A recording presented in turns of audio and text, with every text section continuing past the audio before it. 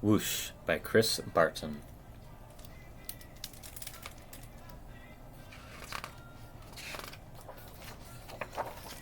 Every day brought a challenge for young Lonnie Johnson, the challenge of finding space for his stuff.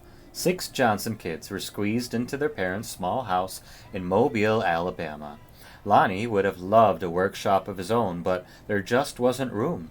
There was nowhere to keep his rocket kits, his bamboo shooters, his rubber band guns, erector set, go-kart engine, bolts and screws and other spare parts his dad let him bring in from the shed, and various other things he'd hauled back from the junkyard.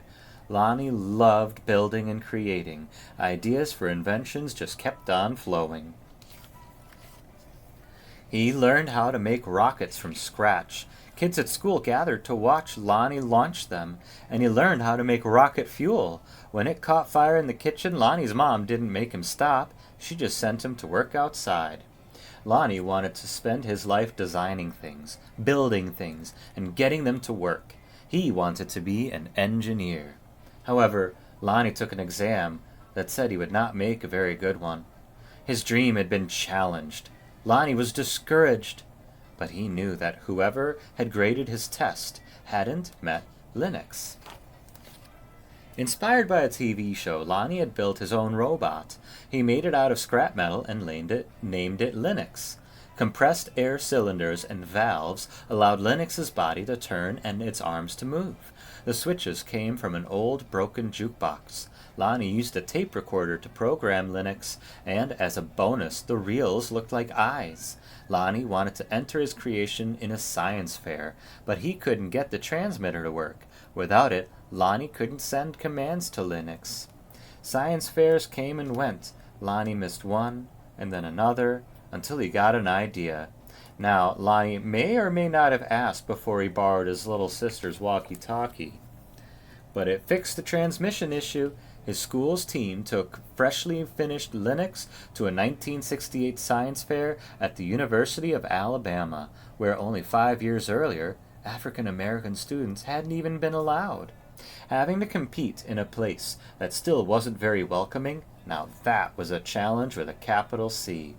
Against other schools from all over the state, Lonnie's team won first place. Soon, Lonnie left home to go to college at Tuskegee Institute, where he stood out as a self-confident, insightful, creative thinker. He stood out as a student who asked the right questions, precisely defined problems, and formulated solutions. And he stood out as the guy who built his own booming sound system out of cast-off electronics. It even had lights that flashed in sync with the beat. Lonnie sometimes studied right in the middle of his own parties. The extra studying paid off. He became an engineer after graduation, and that took him beyond Alabama, way beyond.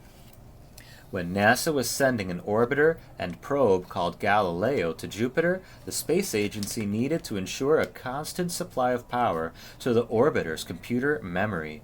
The engineer who had to figure out how to do it was Lonnie. His challenge was to come up with a lightweight backup system able to keep essential functions going in case the main power was lost. It wasn't easy, it wasn't obvious, but Lonnie found a solution. Some at NASA's Jet Propulsion Laboratory doubted his idea would work. Lonnie convinced them it would, and he was right. As it photographed Jupiter and its moons, Galileo was supported by the power package that Lonnie designed. Much of what we know about Jupiter could have been at risk if a power failure happened, if not for Lonnie. Ideas for other problems to solve just kept on flowing. They flowed whether Lonnie was working with hundreds of people at NASA or up late tinkering with his own inventions in, finally, his own workshop. Lonnie knew the world's millions of refrigerators and air conditioners needed a new cooling system, one that didn't use Ri2, a chemical that was bad for the environment. He had an idea for using water and air pressure instead. To test his idea, he made a pump and nozzle, connected them to the bathroom faucet, turned on the faucet, turned on the pump, and then whoosh! The stream that blasted across the bathroom was so powerful it created a curtain swirling breeze. It also gave Lonnie an idea for yet another invention. This, he thought, would make a great water gun. First, he had to find or make the parts, including a pump small enough for a child to handle. Then he had to glue the parts together into a prototype, an early version with room for improvement. Finally, Lonnie tested his strange-looking squirt gun at a picnic. "Does it really work?" a man asked. "Sure," Lonnie said. "Want to see?" Lonnie worked the pump, which squeezed air into the chamber. When he pulled the trigger, the air escaped, forcing water out with a whoosh. For a water battle to be a fair fight, there couldn't be just one of Lonnie's water guns. He needed help making more, so he went to a toy company. And then another. And then another. And then another. No, no, no, no, no, no. The word no flowed again and again, but finally one company said yes.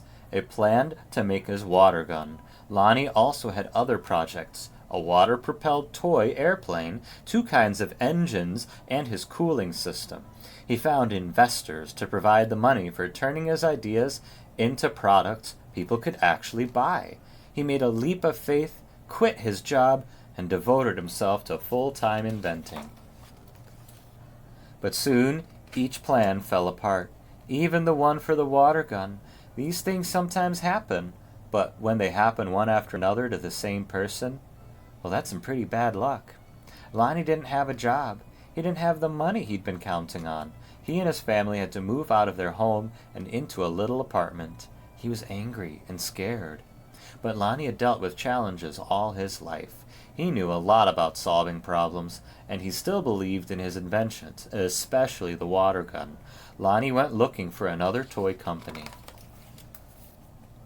In 1989, he found a toy maker who was interested in seeing the water gun if Lonnie ever happened to be in Philadelphia. "But don't make a special trip," the guy said. Lonnie made a special trip. In his wife's suitcase, he carried a new prototype. He unpacked it, filled the tank with water, pumped the gun until the air pressure was good and high, and whoosh! Wow! Look at that. Kids everywhere agreed with that. Wow! Lonnie's water gun, called the Super Soaker, became a smash hit. In no time, there were Super Soakers in backyards and on beaches, in parks and on playgrounds. Each sale of a Super Soaker put a little money into Lonnie's pocket. So what did Lonnie do? He got a bigger workshop, which is where you'll find him today. Because facing challenges, solving problems, and building things are what Lonnie Johnson loves to do.